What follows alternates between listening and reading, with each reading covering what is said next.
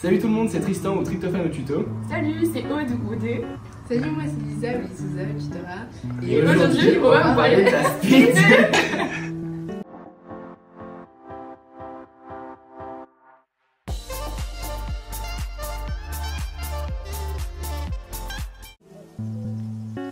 Donc la SP2 ou SP médecine, c'est quoi? Comme son nom l'indique, c'est la matière que vous choisissez au S2 qui vous permet d'accéder à la filière médecine et vous aurez des matières spécifiques à cette filière. Elle s'organise du coup en 4 blocs. Un premier bloc où ce sera de la physiologie, un deuxième bloc où ce sera de l'histologie et de l'embryologie, un troisième bloc où ce sera de l'anatomie tête et cou, et un quatrième bloc où ce sera de l'anatomie encore une fois, mais cette fois-ci sur le tronc, le petit bassin et l'appareil génital féminin notamment. Donc par rapport à ces 4 blocs, en fait ce qui va se passer c'est que arrivé au partiel, vous allez passer ces blocs individuellement. En fait pour chaque bloc, vous allez avoir 30 minutes d'épreuve que vous allez passer individuellement. Et en fait ces blocs ils sont en commun avec d'autres spécialités. Je prends l'exemple par exemple de la physiologie, il y a l'aspect 6, donc les soins infirmiers qui sont en commun avec ce bloc là. Donc à l'examen, vous allez passer avec ceux qui font l'aspect 6 et aussi ceux qui font l'aspect 2. Donc cette spé, forcément comme elle vous permet d'accéder à la filière, c'est vraiment un gros coef, donc il faut vraiment pas la négliger. Vous allez avoir à la fin de l'année une note pour chaque bloc et ça vous fait du coup une moyenne pour l'aspect 2 et c'est vraiment quelque chose d'assez important et qui va prendre du poids.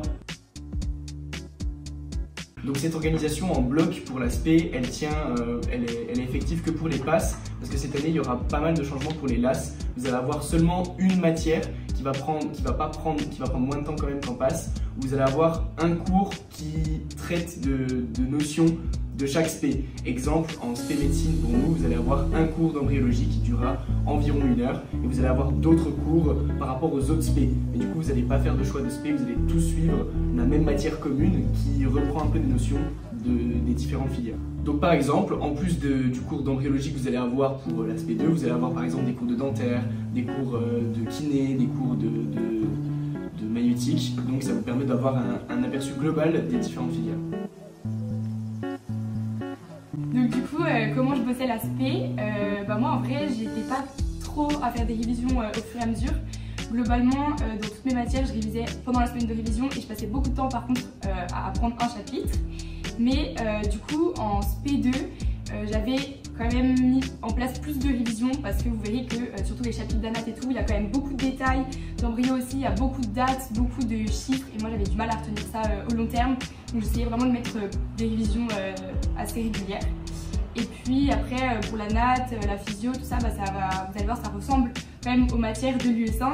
Donc du coup, je révisais pareil, j'essayais de surtout visualiser et comprendre, plus que vraiment retenir à fond par cœur. Et du coup, si je pourrais vous donner un petit conseil, c'est de vraiment répartir vraiment vos apprentissages dans chaque bloc. Parce que moi, je sais que j'aimais pas trop la nat par exemple, et du coup, j'avais bossé à fond la physio.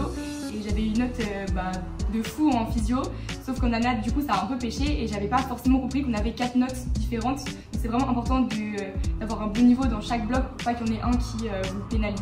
Alors du coup, concernant ma méthode de travail en SP2, j'avais une méthode qui était plutôt différente des autres matières parce que justement c'est une SP avec un énorme coef, donc je voulais maximiser mes chances de réussir au concours.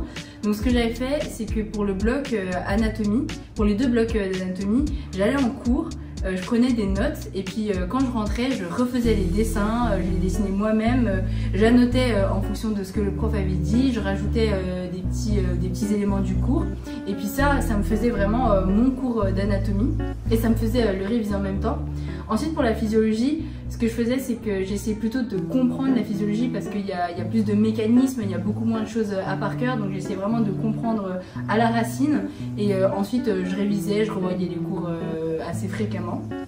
Et ensuite pour l'histologie et l'embryologie, là pour le coup il y avait plus de par cœur qu'en anatomie ou en physiologie. Donc ce que je faisais c'est que soit je faisais des tableaux avec toutes les dates à apprendre ou alors je faisais des frises chronologiques où je reprenais à J3 il y a ça, à J6 il y a ça, voilà pour apprendre vraiment toutes les dates par cœur. Du coup concernant mes ressentis par rapport au concours, j'ai trouvé qu'en anatomie, il n'y avait pas vraiment de piège, les profs interrogeaient vraiment sur les connaissances de base, sur les cours, il n'y avait pas de questions de réflexion pure, c'était vraiment est-ce qu'on connaissait le cours ou pas. En histologie et embryologie, c'était sensiblement la même chose, c'était du par cœur. Est-ce qu'on connaissait les dates, est-ce qu'on connaissait les éléments embryonnaires, les différents feuillets, les choses vraiment assez basiques aussi. Par contre, la physiologie, j'ai trouvé que c'était plus à réflexion. Les questions n'étaient pas écrites dans le cours, c'était vraiment...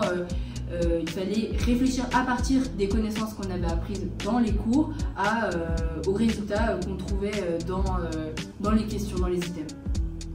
Du coup, en ce qui concerne mon ressenti au concours, pareil que Lisa pour l'histo-embryo, en vrai j'ai trouvé qu'il n'y avait rien de particulier, c'était vraiment du par cœur.